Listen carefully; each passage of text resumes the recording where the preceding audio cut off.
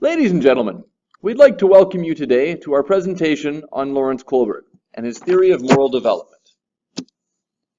Lawrence Kohlberg was a psychologist who came up with the theory of moral development. Kohlberg built on Piaget's work of codifying discrete linear stages of cognitive development, and he applied it to the moral development of children specifically. Starting in 1956, he studied a group of 72 boys and posed hypothetical moral dilemmas to them, asking them to give a response as to what the correct course of action would be. He checked in with them every 3 years to see how their moral reasoning had progressed. One such dilemma is that of Heinz, a man who could not afford to pay for expensive drugs to save his wife from cancer. Should Heinz not steal the medication? Should he steal the medication and accept jail time? Or should he steal the medication and not be imprisoned? Based on responses to dilemmas such as these, Kohlberg would determine the level of moral reasoning his subjects had attained. Kohlberg's is a three-stage theory, including the pre-conventional, conventional, and post-conventional stages of morality. Each of these contains two substages, and people progress in one direction through the stages as they grow and change. Though Kohlberg inferred that most people would not reach the highest levels of moral development. There are many questions about Kohlberg's methods, the size of his sample group, and the validity of a strictly scientific approach to morality, but he provides us with a variety of tools to use in our classroom as we try to engender good morals in our students. Today, we are going to learn about what the 6 substages of the theory of moral development are, and how children develop morally, and how we can apply this knowledge in elementary, middle, and high school classrooms. But first, let's visit Mr. Voice's kindergarten classroom.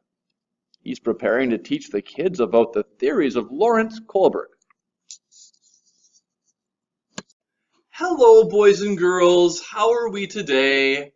Good. All right, so you had a very exciting first month of kindergarten, and I want to increase your knowledge and build on what we've already learned. So I'm going to teach you about Lawrence Kohlberg's stages of moral development. Does anyone know what those are? No. Okay, well, we're going to learn all about that today. Now, we're going to learn it in the form of a really fun song that we can all sing along with. So there's going to be some sections where I'm going to ask you to repeat after me. So when that happens, I'd like you to sing back the line in the chorus that I just sang, okay? Can we practice for a second? Let's sing. The cat The cat is brown. is brown. Hooray. Hooray. Very good. You're doing well so far. This is going to be wonderful. All right. Lawrence Kohlberg theorized the stages of development. Lawrence Kohlberg theorized the stages of development. Morally. Sing along.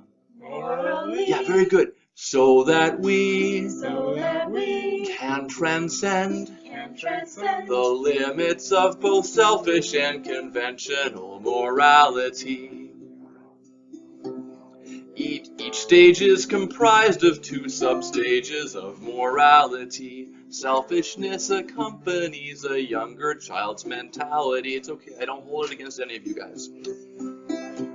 Stage 1 finds children oriented to avoiding punishment. Susie doesn't tease her brother, she'd be spanked by her parent. Stage 2 is when the child learns to do the right thing for rewards. Susie gets a buck or 2 and so she finishes her chores. Alright, it's almost sing-along time now again, boys and girls, alright? Lawrence Kohlberg theorized the stages of development. Lawrence Kohlberg theorized the stages of development. Here's the part.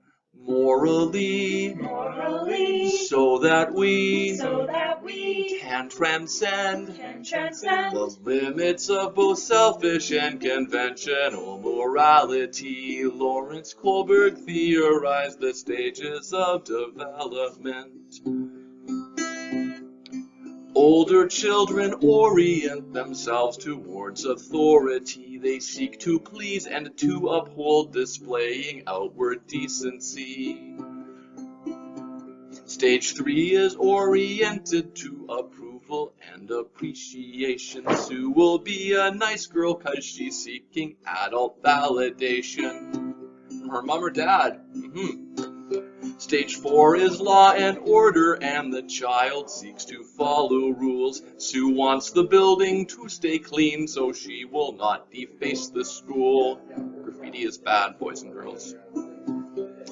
Lawrence Kohlberg theorized the stages of development. Lawrence Kohlberg theorized the stages of development. Morally, so that we can transcend the limits of both selfish and conventional morality. Lawrence Kohlberg theorized the stages of development. All right, this is the last verse. The child advances as she grows and rules become internalized. A more complex morality is found at stages 6 and 5. Stage 5's the social contract stage, and Susan must fulfill her part. She thinks the law's unfair sometimes, so she protests with all her heart. She demonstrates. In demonstrations, but not like a demonstration in front of the classroom, more of a holding signs, saying give peace a chance and things like that. You'll understand when you're older. Stage 6 brings Susan to the apex of moral development. Her values have been clarified and human rights are relevant. She wouldn't steal or kill or smoke unless it was to save someone. She practices the golden rule, but with simplistic rules she's done. All right, we get to sing the chorus together one more time, boys and girls. Lawrence Kohlberg theorized the stages of development. Lawrence Kohlberg theorized the stages of development. Morally, so that we can transcend the limits of both selfish and conventional morality. Lawrence Kohlberg theorized the stages of development.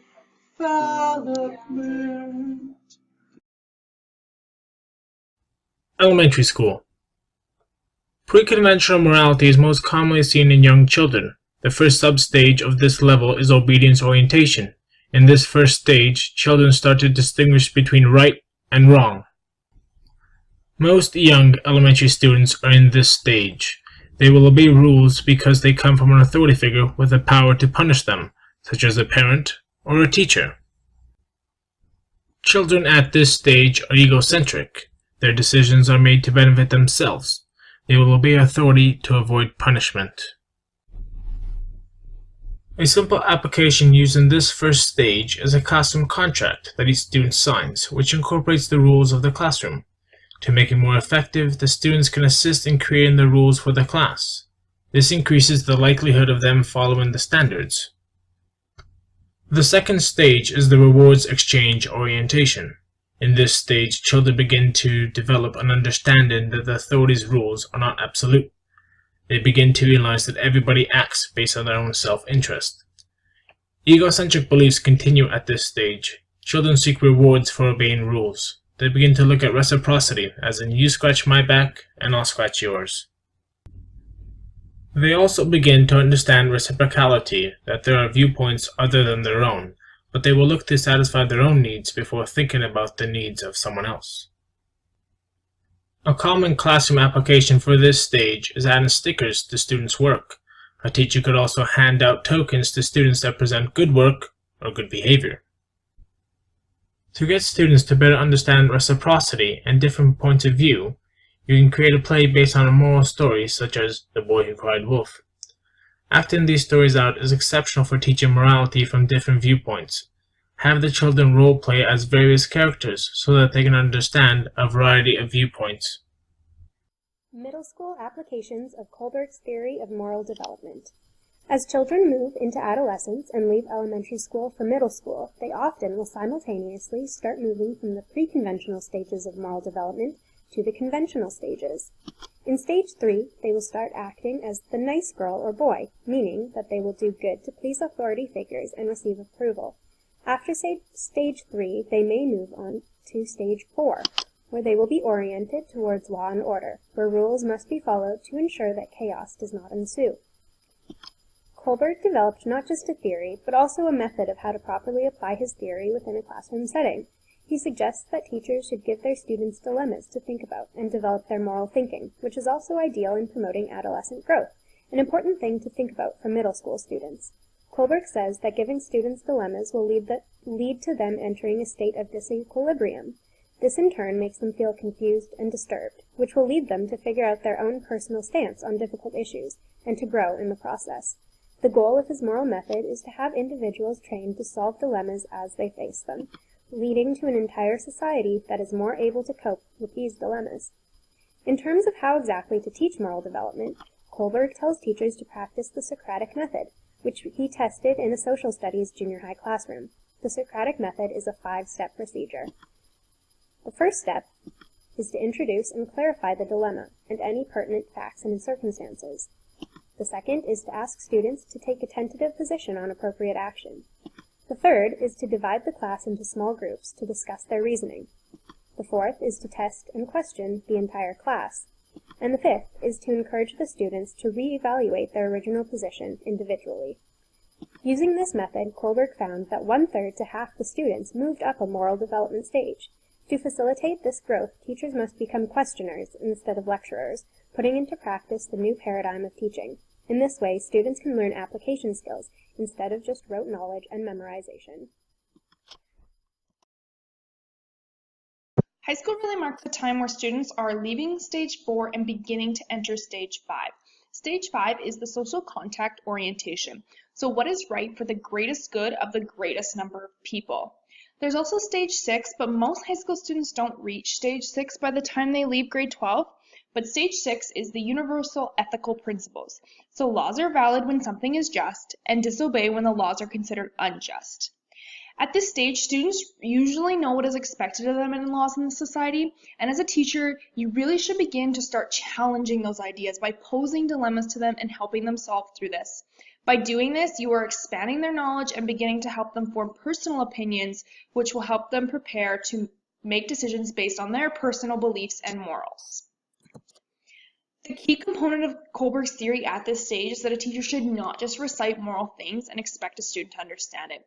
Kohlberg promotes human involvement and activity, and so helping students to learn to solve problems rather than just recall the information is so crucial for not only their higher level taxonomy skills, but to enter this post-conventional stage and to have that ability to solve problems in the future that we can't predict.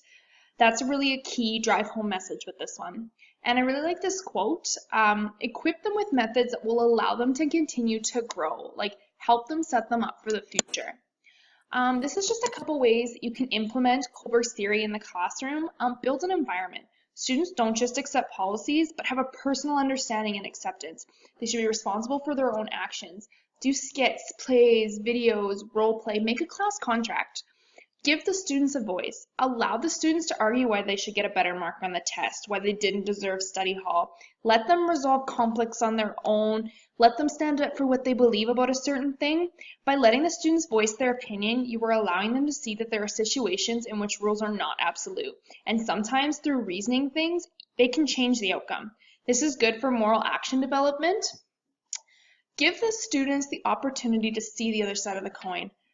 Help students take the perspective of others, classmates, historical figures, contemporary politicians. And you should definitely call attention to examples of caring and justice as well as examples of insensitivity and injustice, including bias, sexism, and racism. Anything that we can debate in the world, you should try and incorporate in the classroom to get them to see other opinions. In doing so, we're helping the students identify moral emotions, issues, and express and manage them. And this is so good for developing moral sensitivity. Debates, research essays, and class discussions work fantastic for this. Also, any decision that you make, link it with a plan of action. Do not just give them something, help them work through something.